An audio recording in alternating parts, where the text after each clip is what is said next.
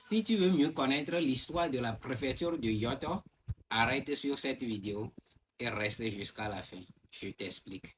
Oubliez tout ce que vous pensiez savoir sur l'arrière du pays, quittez la frénésie de Lomé et roulez vers le nord-est sur environ 80 km. Et laissez le bitume laisser place à une terre d'ocre et de promesses. Bienvenue dans la préfecture de Yoto, là où le Togo puise sa force brute. Au centre de cette terre se dresse Tabligo, le chef-lieu. Ce n'est pas qu'une ville, c'est un carrefour. Ici, l'urbanité rencontre la brousse dans un équilibre fascinant. C'est le point de ralliement où chaque décision administrative pulse vers les 7 cantons de la préfecture. Yoto n'est pas qu'une délimitation administrative, c'est un carrefour historique du peuple Adja Ewe. L'histoire du Yoto est intimement liée aux grandes migrations du peuple Ewe. Les ancêtres venus d'Oyo au Nigeria ont transité par Notin avant de s'installer dans les plaines fertiles du Munu. Yoto est donc une terre de convergence où les clans se sont fixés pour cultiver et protéger leur liberté. L'histoire moderne du Yoto bascule dans les années 70 et 80 avec la découverte du gisement de calcaire à Tabligo.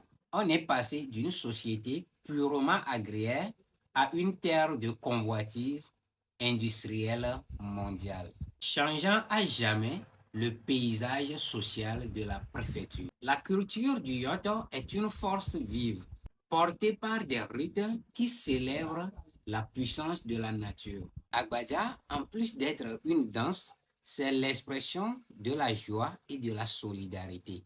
Les épaules qui vibrent au son des tambours racontent la bravoure des guerriers d'autrefois. Yoto est le poumon de la construction au Togo. Ces entreprises ne sont pas que de simples usines, ce sont des infrastructures stratégiques pour toute l'Afrique. Voici quelques entreprises qu'on peut retrouver à Yoto. Scan Togo, situé à Sikakondi, c'est l'unité de production de clinker la plus moderne de la région. Elle transforme le calcaire local en clinker, la matière première indispensable au ciment. Wassem, installée à Tabligo, cette entreprise historique est un acteur majeur de la production du ciment à grande échelle. Elle alimente non seulement le marché national, mais aussi les pays de l'Interland. Fortia, une autre cimenterie de poids qui renforce le statut de Tabligo comme la capitale du ciment. On ne peut pas parler de Yoto sans parler de son manioc et de son gari de luxe. Le manioc est la richesse agricole par excellence du Yoto. L'entreprise sociale Food and Home International, avec sa marque Top Gari à Atokbokondi, a modernisé cette production traditionnelle, prouvant que le savoir-faire local peut devenir une marque internationale. Yoto est doté du fleuve Mono, une ressource sous-exploitée pour l'irrigation agricole et potentiellement pour le tourisme fluvial et la pisciculture. Voici les opportunités entrepreneuriales pour la jeunesse togolaise et africaine. La sous-traitance industrielle. Les grandes usines ont un besoin constant de services comme la maintenance mécanique, la logistique du transport, le nettoyage industriel, la sécurité, etc.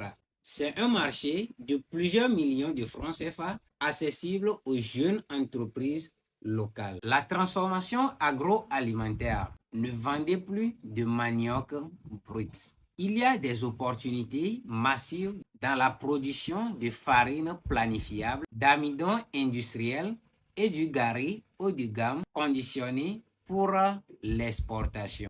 Les services à la population.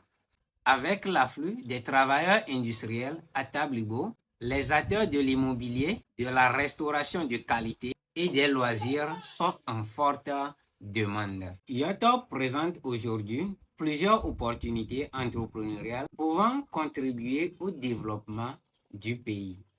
Dis-moi en commentaire ce que tu penses de la préfecture de Yoto et l'histoire de quelle ville tu souhaites découvrir dans les prochains jours.